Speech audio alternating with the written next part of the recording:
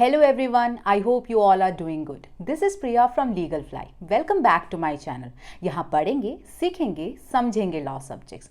आज का हमारा टॉपिक है procedural control over delegated legislation. So let's get started. Procedural control क्या है? बहुत सिंपल सी बात है. पेरेंट एक्ट जो होता है ना, जिसके थ्रू बेसिकली एडमिनिस्ट्रेटिव अथॉरिटी को रूल्स बनाने की या सबऑर्डिनेट लेजिस्लेशन बनाने की पावर मिलती है, वही पेरेंट एक्ट कुछ गाइडलाइंस, कुछ प्रोसीजर्स बताता है. अब इसी गाइडलाइंस एंड इसी प्रोसीजर्स को बेसिकली एडमिनिस्ट्रेटिव अथॉरिटीज़ को फॉलो करना पड़ता है जब वो सबऑर्डिनेट लेजिस्लेशन या डेलीगेटेड लेजिस्लेशन को बनाते हैं. तो यही है बेसिकली प्रोसीजरल कंट्रोल. अब ये जो प्रोसीजरल कंट्रोल है काफ़ी इफेक्टिव तरीके का एक मैकेनिज्म है जिसके थ्रू एडमिनिस्ट्रेटिव अथॉरिटीज़ की जो पावर है ना, उसके ऊपर एक कंट्रोल रखा जा सकता है और kind of we can say a safeguard against the administrative authorities power to make rules, regulation और मेक डेलीगेटेड लेजिस्लेशन. राइट. अब मैंने ऐसा क्यों बोला कि वो इफेक्टिव तरीके का कंट्रोल है?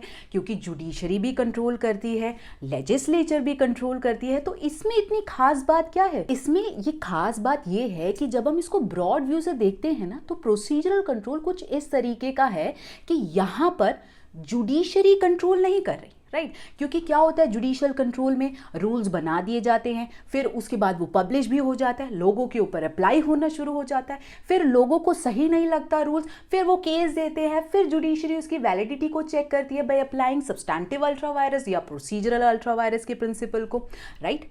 तो वहां पर उस तरीके का कंट्रोल है. लेजिस्लेचर क्या करती है? जैसे ही बिल बनाती है तो मेमोरेंडम रिगार्डिंग डेलीगेटेड लेजिस्लेशन की बात करती है, या फिर लेइंग बिफोर द पार्लियामेंट जो डेलीगेटेड लेजिस्लेशन बनाए उसको पार्लियामेंट के सामने रखा जाए, या फिर स्क्रूटनी कमेटी बेसिकली उसको स्क्रूटनाइज करती है और देखती है कि आखिर ये डेलीगेटेड लेजिस्लेशन में क्या क्या लिखा हुआ है. राइट. बट यहां पर क्या है, यहां पर क्या होता है, जो इंडिविजुअल्स, जिन लोगों के लिए डेलीगेटेड लेजिस्लेशन बनाया जा रहा है ना, उन्हीं को पार्टिसिपेट करा दिया जाता है in the rule making process. Right.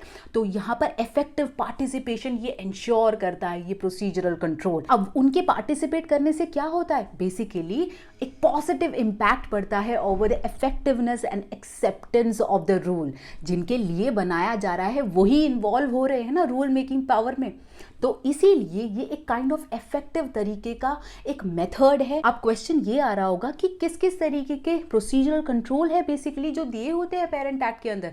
देखिए, मेनली है कंसल्टेशन एंड पब्लिकेशन. और पब्लिकेशन दो तरीके से डिवाइडेड है. एक है एंटीनेटल पब्लिसिटी एंड दूसरा है पोस्टनेटल पब्लिसिटी. तो चलिए कंसल्टेशन क्या है देख लेते हैं.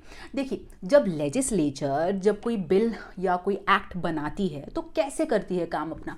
फर्स्ट ऑफ ऑल वो बिल इंट्रोड्यूस करती है, फिर हाउस में रीडिंग होती है, उसके ऊपर डिस्कशन होते हैं, उसके ऊपर क्वेश्चंस उठते हैं, फिर एक हाउस में पास होता है, फिर दूसरे हाउस में वो बिल जाता है, फिर वो प्रेसिडेंट के पास जाता है, प्रेसिडेंट एसेंट देता है, फिर वो एक्ट बनता है. राइट. तो मतलब इतना लंबा प्रोसेस है कि वहां पे डिस्कशन बहुत ज्यादा होती है. बट जैसे ही लेजिस्लेचर अपने पावर को एग्जीक्यूटिव अथॉरिटी को डेलीगेट कर देता और कहता है कि आप रूल्स एंड रेगुलेशन बनाइए एडमिनिस्ट्रेटिव अथॉरिटी, तो एडमिनिस्ट्रेटिव अथॉरिटी के जब वो रूल्स बनाते हैं वहां पे पब्लिक डिबेट जो होता है ना, वो नहीं होता है. वहां पर वो लैक हो जाता है क्योंकि वहां क्या है, उनको एक पावर मिली हुई, उस पावर की बाउंड्री के अंदर जो है वो बेसिकली रूल्स एंड रेगुलेशन बना देते, किसी से डिस्कस तो करने की जरूरत ही नहीं है. ठीक है. तो एक तो ये प्रॉब्लम है. और दूसरी बात ये है कि एक बाउंड्री के अंदर पावर्स तो दी है बट डिस्कशन किसी से हो नहीं रही, मतलब किसी से अकाउंटेबिलिटी तो हो नहीं रही. तो उस टाइम पे प्रॉब्लम क्या होती है? मिसयूज ऑफ पावर हो सकती है. जैसे हमने फर्स्ट इंट्रोडक्शन में भी बात करी थी, power tends to corrupt and absolute power corrupts absolutely. Right. तो इन दोनों को सॉर्ट आउट करने के लिए, इन दोनों का जो सोल्यूशन है वो बेसिकली ये प्रोसीजरल कंट्रोल देता है एंड दैट इज कंसल्टेशन. अब आपको कुछ बुक्स में दिखेंगे कंसल्टेशन विद अफेक्टेड इंटरेस्ट या कंसल्टेशन विद इंटरेस्ट. या अफेक्टेड इंटरेस्ट या इंटरेस्ट का मतलब ये है कि जिन लोगों के लिए रूल्स बनाया जाता है या जिनके ऊपर वो रूल जो है इम्पोज होता है, लागू होता है, उन्हीं को कहते हैं अफेक्टेड इंटरेस्ट या इंटरेस्ट.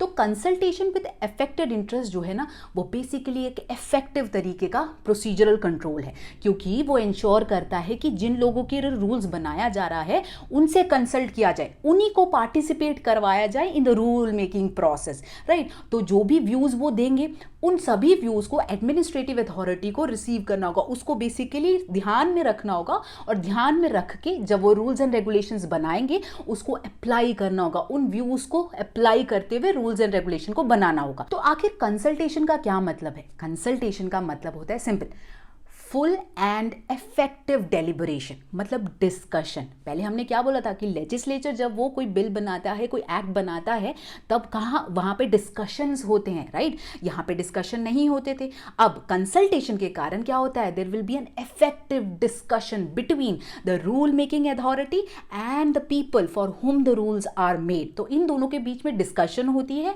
एंड ये दोनों आपस में अपने व्यूज को जो है एक्सचेंज करते हैं एंड ये जो प्रोसेस है बेसिकली दोनों के लिए इफेक्टिव है।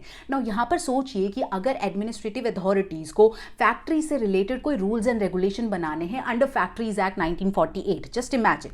तो अगर ऐसा है तो एडमिनिस्ट्रेटिव अथॉरिटी को एक आइडिया तो होना चाहिए ना कि क्या एक्चुअली फैक्ट्रीज के जो एम्प्लॉइज है क्या वो एक्चुअली फेस कर रहे हैं, क्या प्रॉब्लम है, तो उन्हीं के बेसिस में तो वो रूल्स एंड रेगुलेशन बनाएंगे। लेट्स फॉर से उनके सेफ्टी से रिलेटेड कुछ रूल्स बनाने, तो अगर एम्प्लॉइज या उनके कोई एसोसिएशन के जो हेड है अगर वही इनको जो है आइडिया दे दे कि क्या एक्चुअल में प्रॉब्लम है, तो यहां पर रूल्स जो है अच्छे तरीके के इफेक्टिव तरीके के रूल्स रूल मेकिंग अथॉरिटी बना सकते हैं। तो बेसिकली ये जो कॉन्सेप्ट है ना दोनों के लिए बेनिफिशियल हो जाता है, इनके लिए भी क्योंकि ये इफेक्टिव तरीके के रूल्स बना पाते हैं और जो लोग हैं उनके लिए भी क्योंकि वो पार्टिसिपेट कर पाते हैं रूल मेकिंग प्रोसेस में और वो कह पाते हैं कि असल में हमें किस तरीके के रूल्स चाहिए। तो acceptance and effectivity of the rules भी वहां पर रहता है, तो दोनों के लिए बेनिफिशियल होता है। एंड रूल मेकिंग अथॉरिटी क्या कर सकती है, सारे प्रॉब्लम्स को इन्हीं के थ्रू समझकर रूल्स बनाएगी तो एटलीस्ट एक satisfactory solution to the matter वो निकाल सकती है, राइट। तो ये बेनिफिशियल हो गया। अब देखते हैं कि पेरेंट एक्ट में एक्चुअली ये कंसल्टेशन का जो कॉन्सेप्ट है ना किस तरीके से लिखा होता है। एक एग्जांपल मैं आपको बताती हूँ, जैसे कि section 33 of drug and cosmetics act ना, उसके अंदर ये कहते हैं कि सेंट्रल गवर्नमेंट के पास पावर है कि वो रूल्स बना सकते हैं, बट रूल्स बनाने से पहले उन्हें कंसल्ट करना होगा ड्रग टेक्निकल एडवाइजरी बोर्ड से।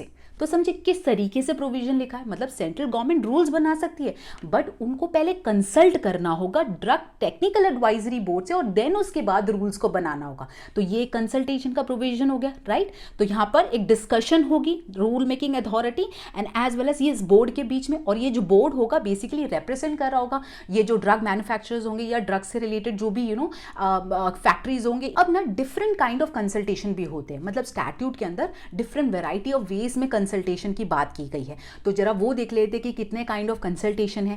पहला है official consultation with a named body, मतलब क्या है कि जो पेरेंट एक्ट है ना वो एक गिवन ऑफिशियल अथॉरिटी का नाम बताता है या बता देता है कि किससे कंसल्ट करना है। Like for example section 52 of banking regulation act, उसमें यह कहा गया है कि सेंट्रल गवर्नमेंट रूल्स बना सकते हैं बट उनको कंसल्ट करना होगा रिजर्व बैंक ऑफ इंडिया से। तो वहां पर ऑफिशियल बॉडी का जो है नाम दिया गया है। तो this is one type of consultation.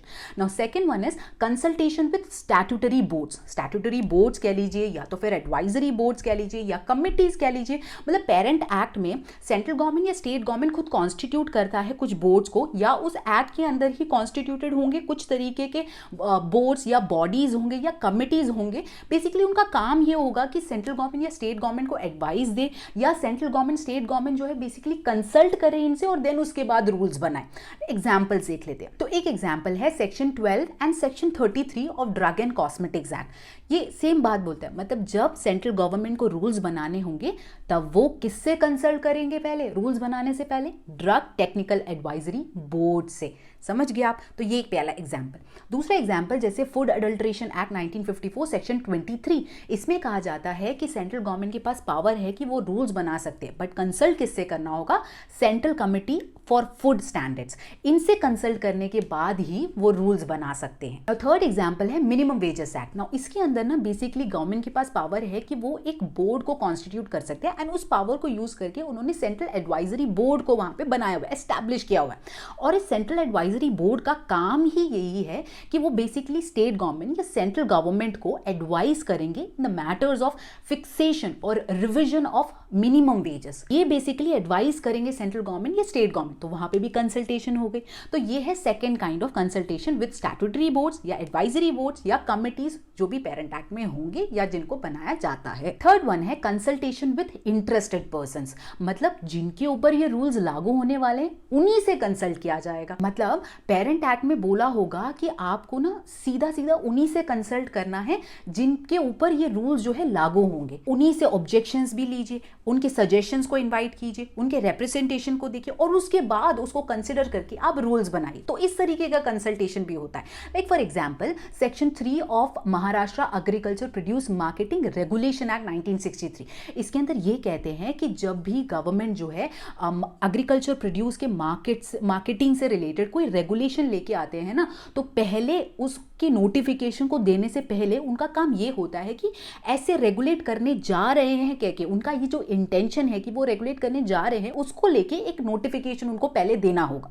और नोटिफिकेशन जो है ऑफिशियल गैजेट में देना होगा एज वेल एज न्यूज़पेपर में देना होगा। तो साथ में सेक्शन 3 के अंदर ये भी कहा है कि ये जो नोटिफिकेशन दिया जाएगा तो उसके अंदर नॉट लेस देन 1 मंथ का टाइम दिया जाएगा एंड इस 1 मंथ के टाइम में वो ऑब्जेक्शन एंड सजेशंस इनवाइट कर रहे हैं फ्रॉम द पीपल जिनके ऊपर ये रूल्स जो है या ये नोटिफिकेशन की जो बातें हैं लागू होंगी। तो लोग जो है अपने ऑब्जेक्शंस और सजेशंस फाइल करेंगे, देंगे और एडमिनिस्ट्रेटिव अथॉरिटी उनको कंसिडर करने के बाद जो है रूल्स बनाएंगे under this Maharashtra act. Okay, now चलिए फोर्थ वन देखते हैं and that is preparation of draft rules by affected interest. कभी कभार पेरेंट एक्ट कहती है कि जो रूल्स है ना वो अथॉरिटी ना बनाए बल्कि जिनके ऊपर लागू होना है वो खुद ही उस ड्राफ्ट रूल्स को बनाए और उसके बाद अथॉरिटीज को दे।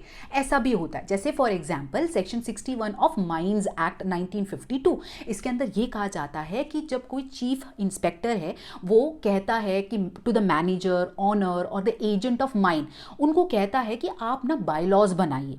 बायलॉज किससे रिलेटेड, मतलब माइंस में किस तरीके से जो है मशीनरी को वर्क करना चाहिए या किस मेथड में जो है काम होना चाहिए and bylaws which are relating to that of safety of the employees से रिलेटेड बायलॉज बनाए और फिर ये बायलॉज जो है बेसिकली चीफ इंस्पेक्टर के पास जाएगा और चीफ इंस्पेक्टर जो है बेसिकली गवर्नमेंट को देगा। तो ड्राफ्ट रूल्स बनाए जाएंगे बाय द अफेक्टेड इंटरेस्ट। तो आप समझिए कि कितने तरीके से, कितने वेराइटी ऑफ वेज में कंसल्टेशन जो है डिफरेंट टाइप ऑफ स्टैट्यूट में लिखे होते हैं। तो इससे हमें यह समझ आता है कि हमारे पास ऐसा कोई जनरल स्टैट्यूटरी प्रोविजन नहीं है जो कहता है कि इस तरीके से ही कंसल्टेशन होनी चाहिए और इस तरीके से ही हर स्टैट्यूट में कंसल्टेशन का प्रोविजन लिखा होना चाहिए। So it all depends from statute to statute. अब कंसल्टेशन तो बेसिकली प्रोसीजरल कंट्रोल है और जब भी स्टैट्यूट के अंदर कंसल्टेशन का प्रोविजन लिखा होता है तो कोर्ट उसको मैंडेटरी ही मानती है। क्यों? क्योंकि ये तो एक डेमोक्रेटिक प्रोसेस को रिफ्लेक्ट करता है ना कि लोगों का इन्वॉल्वमेंट होना चाहिए, पार्टिसिपेशन होना चाहिए, तो कोर्ट इसको हमेशा मैंडेटरी मानती है। एंड अगर किसी भी तरीके से रूल्स, रेगुलेशन या डेलीगेटेड लेजिस्लेशन को एडमिनिस्ट्रेटिव अथॉरिटी बनाती है विदाउट कंसल्टिंग, मतलब उस प्रोसीजर को या प्रोविजन को फॉलो करे बिना बनाती है, तो that will affect the validity of the rules, मतलब कोर्ट उसको इनवैलिड डिक्लेयर कर सकती है। बट ये चीज जो है ना हम प्रोसीजरल अल्ट्रा वायरस के कॉन्सेप्ट में देखेंगे। तो चलिए अब समझते हैं पब्लिकेशन का कॉन्सेप्ट। नो, पब्लिकेशन का क्या मतलब होता है? पब्लिकेशन का मतलब है टू मेक समथिंग अवेयर और make something known to that of the public, right? कुछ चीजें जो है जनरली लोगों के अवेयरनेस में लेके आया जाए। तो ये जो पब्लिकेशन का कॉन्सेप्ट है ना, जो वर्ड है बेसिकली उसका ओरिजिन आता है from the term publish you और थोड़ा और बैक में जाए कमिंग फ्रॉम द टर्म पब्लिकेयर, जिसका मतलब होता है टू मेक पब्लिक। अब देखिए पब्लिकेशन ना दो तरीके के होते हैं, एक तो है एंटीनेटल पब्लिसिटी और previous publication and second one is postnatal publicity. अब इन दोनों को समझने की कोशिश करते हैं। तो पहला लेते हैं प्रीवियस पब्लिकेशन, मतलब कि जो रूल्स है, जो डेलीगेटेड लेजिस्लेशन है, जो एडमिनिस्ट्रेटिव अथॉरिटी बनाती है वो फुल एंड फाइनल तरीके से बनाने से पहले या एप्लीकेबल होने से पहले या एनफोर्समेंट में आने से पहले ही उसको पब्लिश किया जाता है। पब्लिश क्यों किया जाता है? ताकि लोगों को एक इन्फॉर्मेशन मिले। और भी बताऊंगी कि इसका ऑब्जेक्टिव क्या है, राइट। पहले ये देख लेते हैं कि किस तरीके से स्टैट्यूट में लिखा होता है ये प्रीवियस पब्लिकेशन का कॉन्सेप्ट। जैसे कि for example section 212 of motor vehicles act, ये कहता है कि दैट इज जो भी रूल्स इस एक्ट के अंदर अथॉरिटी बनाएगी that is subject to the condition of previous publication. तो इस तरीके से स्टैट्यूट में लिखा होता है। अब देखिए क्वेश्चन क्या उठता है कि आखिर ये प्रीवियस पब्लिकेशन हो तो क्या, बट इसका कोई डिटेल्ड वर्जन है कि एक्चुअल में प्रीवियस पब्लिकेशन क्या है। एक तो मैंने आपको ये समझा दिया कि रूल्स फाइनल होने से पहले ही उसको पब्लिश कर दिया जाता है, बट कोई डिटेल में कुछ है और एक्सप्लेनेशन, तो उसके लिए हमें देखना होगा section 23 of general clauses act 1897। Basically section 20 से लेके 24 of the general clauses act rules और रेगुलेशन के बारे में ही बात करता है। स्पेसिफिकली सेक्शन 23 बात करता है जब ये प्रीवियस पब्लिकेशन का कॉन्सेप्ट या तो वर्डिंग्स जो है स्टैट्यूट में लिखा होता है ना, तो उसका क्या मतलब है जनरल क्लॉजेस एक्ट समझाता है। तो वो ये कहता है, देखिए प्रीवियस पब्लिकेशन अगर कहीं लिखा है तो उसका मतलब ये हुआ कि जो प्रपोज्ड रूल्स होंगे ना उसका एक ड्राफ्ट बनाया जाएगा और इस ड्राफ्ट को जो है पब्लिश किया जाएगा, and that is for the information, मतलब एक काइंड ऑफ इंफॉर्मेशन देने के लिए टू द पब्लिक कि देखिए ये रूल्स है जिसको हम पब्लिश करने जाएंगे, मतलब फ्यूचर में हम पब्लिश करेंगे। दूसरा ये है कि जो अथॉरिटी इन रूल्स को बनाती है, राइट, वो जो ड्राफ्ट रूल्स बनाती है उनके ऊपर डिपेंड करता है कि उनको किस तरीके से पब्लिश करना है। जैसे उनको इनफ लगता है या सफिशिएंट लगता है उस तरीके से वो पब्लिश कर सकते हैं। दूसरा पॉइंट। तीसरा ये है कि जो भी ड्राफ्ट रूल्स होंगे ना उसके साथ एक नोटिस अटैच होगा और उस नोटिस में लिखा होगा कि कितना टाइम फ्रेम है, मतलब कितने दिन के बाद या कौन से डेट में या किस डेट के बाद बेसिकली इस ड्राफ्ट को वापस अथॉरिटी कंसिडर करेगी, वो भी उसमें मेंशन होना चाहिए, मतलब it should be accompanied with a notice. ठीक है, ये हो गया थर्ड। अब ऐसा क्यों कहा गया है थर्ड के अंदर, उसका हेल्प हमें फोर्थ क्लॉज में मिलता है। तो डी कहता है कि ये जो टाइम फ्रेम है ना वो इसलिए दिया गया है ताकि उस टाइम तक लोगों के पास टाइम है कि वो अपने ऑब्जेक्शंस, अपने सजेशंस को आगे रखें और गवर्नमेंट तक पहुंचाए, वो उस अथॉरिटी तक पहुंचाए। ठीक है, तो जो भी ऑब्जेक्शन, जो भी suggestion with in the time frame, जैसे कि 1 मंथ का टाइम होगा या 2 मंथ्स का टाइम होगा, तो उस टाइम फ्रेम के अंदर उनको पहुंचाए। जब वो उनको पहुंचाएंगे, मतलब उनको जब अथॉरिटी को मिलेगा तो जो अथॉरिटी रूल बना रही है वो उस ऑब्जेक्शन एंड सजेशन को कंसिडर करेंगे। एक दूसरा ये भी होता है, सोचिए कि अगर एडमिनिस्ट्रेटिव अथॉरिटी किसी से अप्रूवल लेके ही कुछ रूल्स रेगुलेशन बनाती है, लाइक फॉर एग्जांपल जैसे सोचिए कि ड्रग टेक्निकल एडवाइजरी बोर्ड खुद रूल्स बनाती है बट उसको सैंक्शन लेना होता है सेंट्रल गवर्नमेंट का, तो ये ड्रग टेक्निकल एडवाइजरी बोर्ड भी ऑब्जेक्शन एंड सजेशन को देखेगी, साथ ही साथ सेंट्रल गवर्नमेंट भी ऑब्जेक्शन सजेशन को कंसिडर करेगी और बाद में ये दोनों मिला के जो है एक फाइनल रूल्स को बनाएंगे। क्लॉज ई जो है वो ये कहता है कि जब ऐसे सब चीजें करने के बाद, ये प्रीवियस पब्लिकेशन ऐसे सब करने के बाद जब इन रूल्स को फाइनली पब्लिश कर दिया जाता है in the official gazette, then that is a conclusive proof that the rules have been duly made. तो मैं ना आपको ये भी बता देती हूँ कि ये फिफ्थ जो क्लॉज, जो ई क्लॉज है ना, ये क्या लिखा हुआ है, मतलब ऐसा बोला हुआ है कि अगर प्रीवियस पब्लिकेशन सब करने के बाद उसको ऑफिशियल गैजेट में पब्लिश कर दिया जाता है, इसका मतलब that rules has been duly made, conclusive proof बन जाता है। तो जब भी ऐसा कोई प्रोविजन होता है ना, क्लॉज होता है, तो इसको कहते हैं कंक्लूसिव एविडेंस क्लॉज या कंक्लूसिव प्रूफ क्लॉज।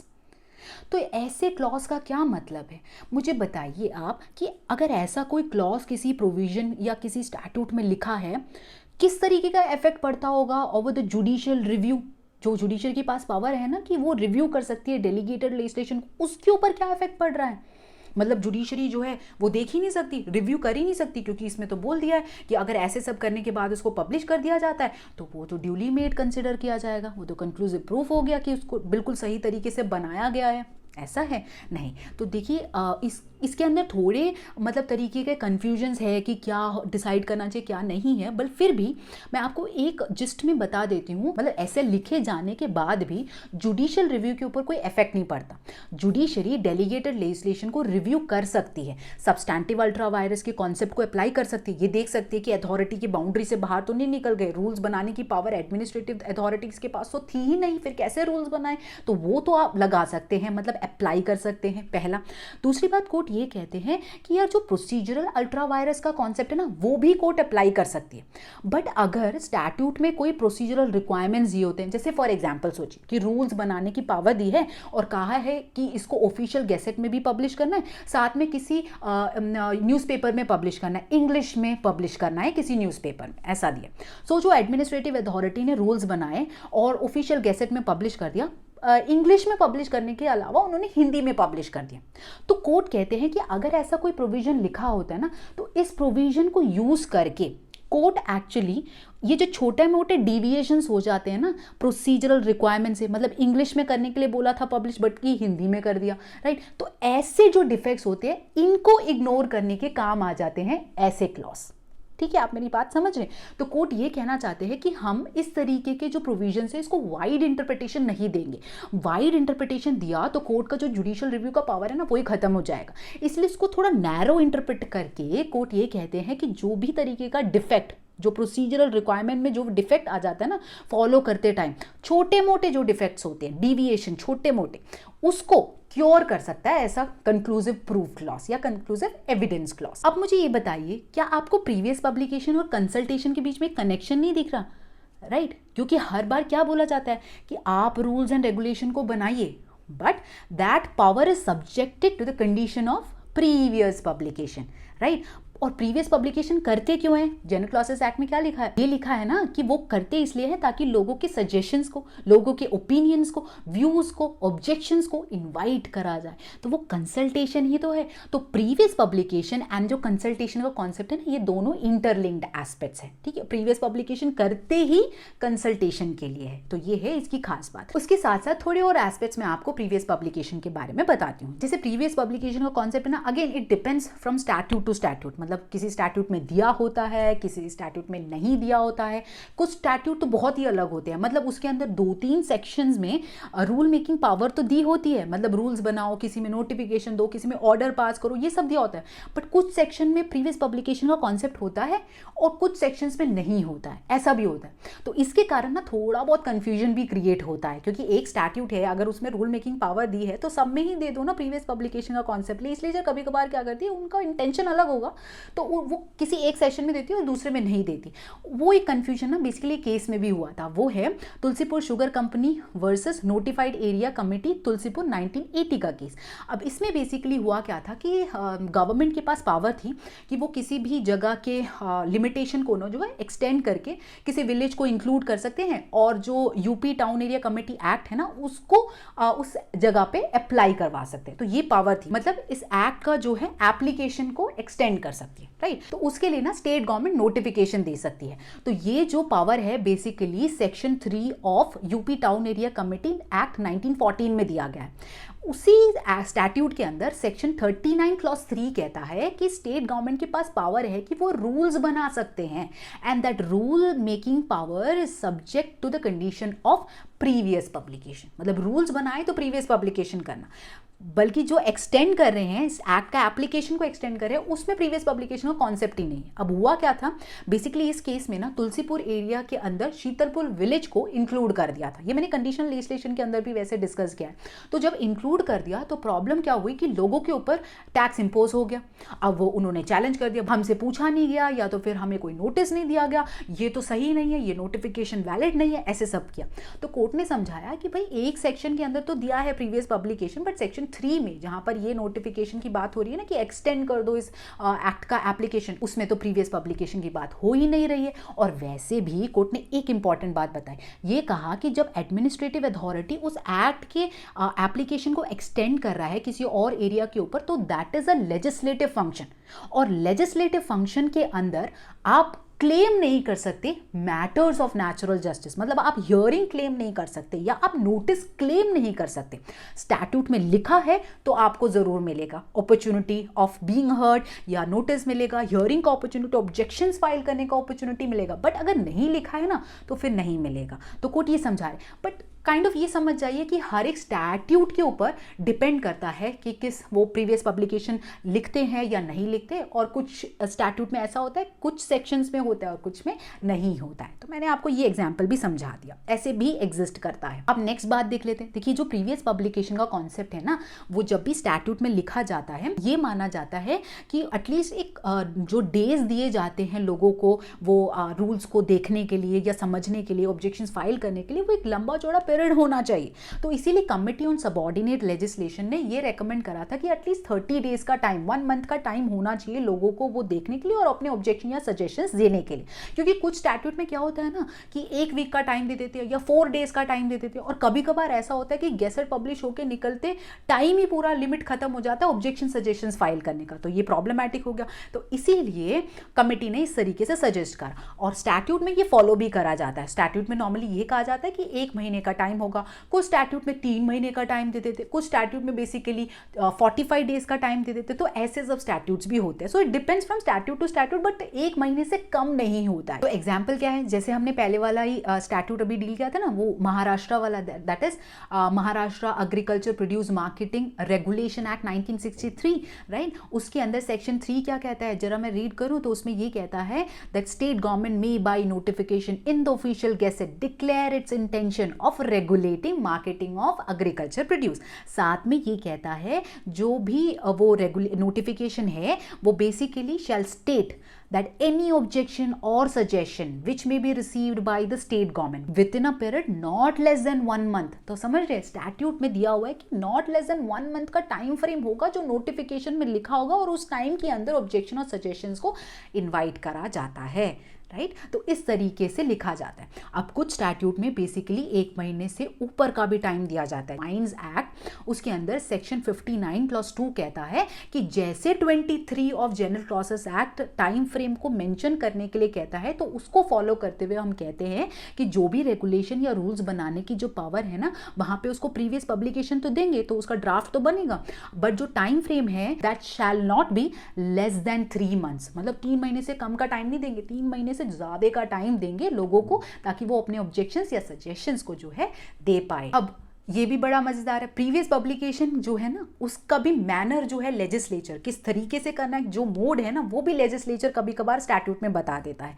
जैसे कि Maharashtra agriculture produce marketing regulation act 1963 के सेक्शन 3 में ये कहा गया है कि जो भी नोटिफिकेशन दिया जाएगा, मतलब इंटेंशन जताते हुए कि हम एग्रीकल्चर प्रोड्यूस को रेगुलेट करने जा रहे हैं, उसको ऑफिशियल गैसेट में डालना होगा, उसको लोकल न्यूज़पेपर में भी डालना होगा, और साथ ही साथ स्टेट गवर्नमेंट को जिस तरीके से बेस्ट पॉसिबल वे लगता है जिसके थ्रू इंडिविजुअल्स को जो है इंफॉर्मेशन मिल जाएगी, वो मेथड भी उनको अप्लाई करते हुए इसको नोटिफिकेशन को जो है पब्लिश करना होगा। तो समझ रहे, mode of publication, previous publication जो है वो भी बता दिया जाता है, और डिफरेंट मोड्स भी होते हैं। Now going to that of the other type of publication, and वो है पोस्ट नेटल पब्लिसिटी या नॉर्मल पब्लिकेशन। मतलब यहाँ पर क्या है, रूल सब कुछ बन जाते हैं, राइट, उसको अप्लाई करने का टाइम आ गया, तो वहां पर एप्लीकेशन से पहले उसको जो है पब्लिश कर देते हैं, राइट।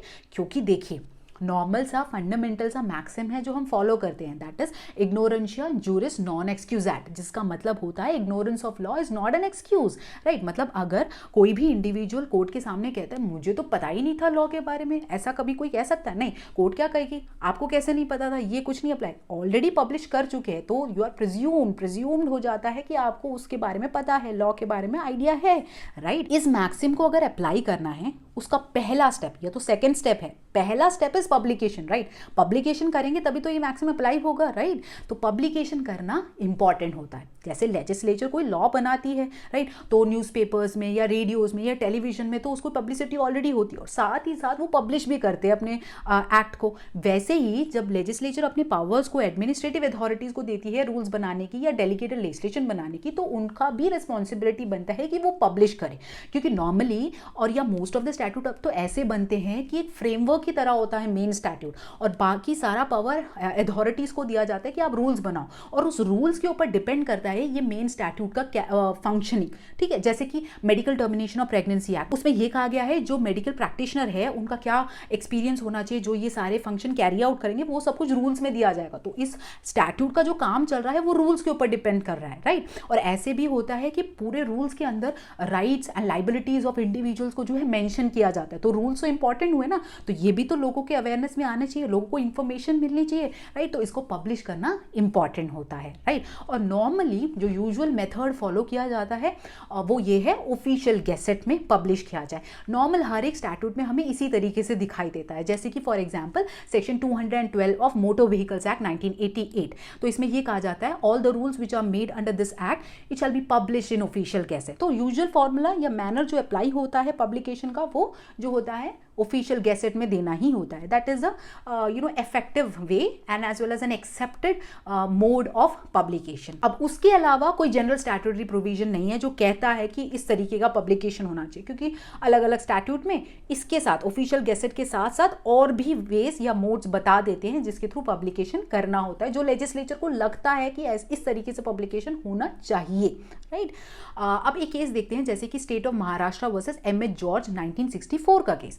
अब इस केस के अंदर होता क्या है, एक जर्मन स्मगलर जो है वो ज्यूरिख से बेसिकली निकलते हैं 27 ऑफ नवंबर 1962 को एंड देन पहुंचते हैं मुंबई में 28 ऑफ नवंबर 1962।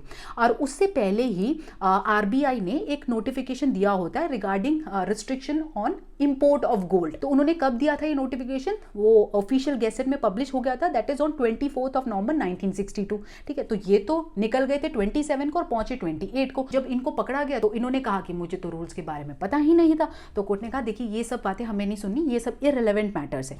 बट इन सब चीज़ों को डिसाइड करते टाइम कोर्ट ने ये भी समझाया कि अगर पेरेंट स्टैट्यूट में जो पब्लिकेशन का कॉन्सेप्ट अगर नहीं लिखा है ना, तो सबऑर्डिनेट लेजिस्लेशन जो होता है उसको पब्लिश करना मैंडेटरी है एंड एज वेल एज उसको पब्लिश करने का जो यूजुअल मैनर है, जो सूटेबल मैनर है, उसको फॉलो करना चाहिए and that is official gazette में पब्लिश करिए, क्योंकि वही एक ऐसा मोड है जिसके थ्रू ऑफिशियली लोगों को नोटिफाई किया जाता है कि क्या रूल्स एंड रेगुलेशन है जो एडमिनिस्ट्रेटिव अथॉरिटी ने बनाए हैं। अब जैसे मैंने पहले आपको कहा था कि पब्लिकेशन जो है ऑफिशियल गैजेट में देने की बात ही सब स्टैट्यूट में होती है, right. Most of the statute में यही होती है। उसके साथ साथ ना कुछ एडिशनल वेज भी बता दिए जाते हैं, जैसे for example section 6 of Gujarat agriculture produce markets act 1964। इसमें कहा गया है कि जो भी नोटिफिकेशन दिया जाएगा ना, वो बेसिकली ऑफिशियल गैजेट में भी दिया जाए एज वेल एज न्यूज़पेपर में इन गुजराती में उसको पब्लिश किया जाए। तो देखिए ऑफिशियल गैजेट प्लस न्यूज़पेपर में इन दैट पर्टिकुलर लैंग्वेज में पब्लिश किया जाए, ऐसा भी कह देते हैं। तो मोड और मैनर भी अलग अलग तरीके से दिया जाता है। तो it all depends upon the legislature और स्टैट्यूट टू स्टैट्यूट वो वेरी करता है। अब एक क्वेश्चन और उठता है, वो ये है कि जो सबऑर्डिनेट लेजिस्लेशन है वो फोर्स में कब आता है बनने के बाद।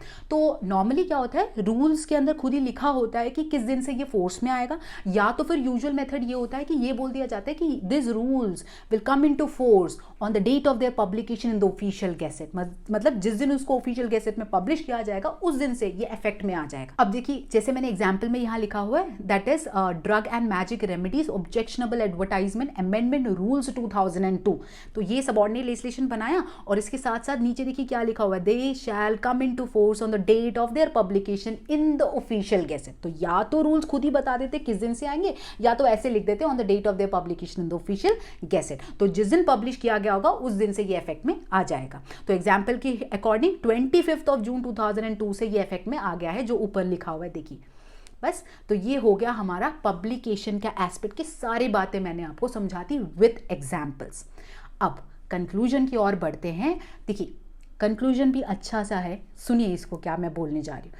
देखिए जो कंसल्टेशन है या पब्लिकेशन है, इनका जो मैनर या जो मोड दिया होता है ना स्टैट्यूट में, नॉर्मली कोर्ट क्या कहती है, कोर्ट कहती है कि अगर प्रोसीजरल रिक्वायरमेंट्स दिए हुए हैं तो ऑब्वियस ही बात है कि एडमिनिस्ट्रेटिव अथॉरिटी को उसको फॉलो करना है, क्योंकि लेजिस्लेचर का इंटेंशन तो यही है ना कि उसको फॉलो करने के लिए लिखा हुआ है, राइट। अब उसको फॉलो नहीं करा तो क्या होगा, रूल्स या पब्लिकेशन या जो भी वो रेगुलेशन होगी उसको इनवैलिड ही तो डिक्लेयर करेगी कोर्ट, राइट। बट उसको इनवैलिड डिक्लेयर करने से पहले कोर्ट जो है उस प्रोविजन को, जहाँ पे कंसल्टेशन या प्रीवियस पब्लिकेशन या नॉर्मल पब्लिकेशन के बारे में लिखा होता है ना, उसको एनालाइज करती है। क्या वो प्रोविजन मैंडेटरी है या डायरेक्टरी है, इस तरीके से एनालाइज करती है। अगर मैंडेटरी है तो फॉलो करना ही है, डायरेक्टरी है तो सब्सटैंशियल कंप्लायंस तो देना ज़रूरी है या वो इनफ है, ऐसे कोर्ट समझती है और डिक्लेयर करती है, राइट। तो ये सब चीज़ें जो कोर्ट करती है ना, वो बेसिकली बहुत सारे फैक्टर्स को अपने सामने रखते हुए करती है।